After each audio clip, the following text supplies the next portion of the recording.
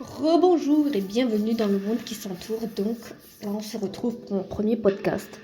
Du coup comme sujet, j'ai décidé de parler sur l'amitié. Je sais pas pourquoi, c'est le sujet qui m'est venu en tête parce qu'en ce moment je pense souvent à mes amis.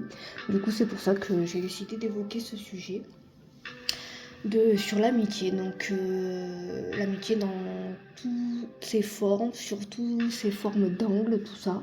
Donc après savoir, vous, qu'est-ce que vous pensez vraiment de l'amitié, surtout à l'heure actuelle en 2025?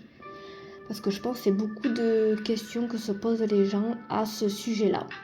Surtout de nos jours, on a l'impression qu'on ne peut plus faire confiance à personne, qu'on ne peut plus compter sur personne. Et en soi, c'est vrai. Parce que quand on voit comment les gens sont, on peut se permettre de douter. Mais moi, je sais que de mon point de vue à moi, par rapport à mes amis, je sais que je ne douterai jamais.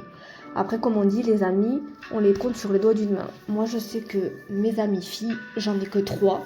Et c'est vraiment des personnes sur qui je peux compter jusqu'à la fin de mes jours.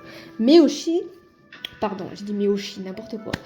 J'ai dit mais aussi, j'ai des amis garçons. J'en ai 4.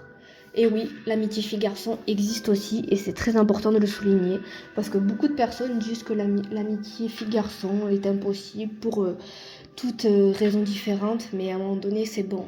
Faut savoir aussi faire la part des choses, donc oui, on peut avoir des amis garçons. Faut arrêter de dire non et de dire le contraire. Et du coup, ouais, j'en ai 4 qui comptent aussi beaucoup pour moi et avec qui j'ai passé de super bons moments, même si on se voit de moins en moins souvent, mais je les vois quand même. Et mes amies filles, pareil. Du coup, voilà, donc c'était pour savoir, vous, qu'est-ce que vous en pensiez. Et du coup, pour finir, j'aimerais finir sur un petit texte concernant l'amitié. Peu de personnes comptent plus pour nous que nos amis. Avec eux, nous traversons le meilleur et le pire, nous partons à l'aventure, nous partageons de nombreux aspects de notre vie.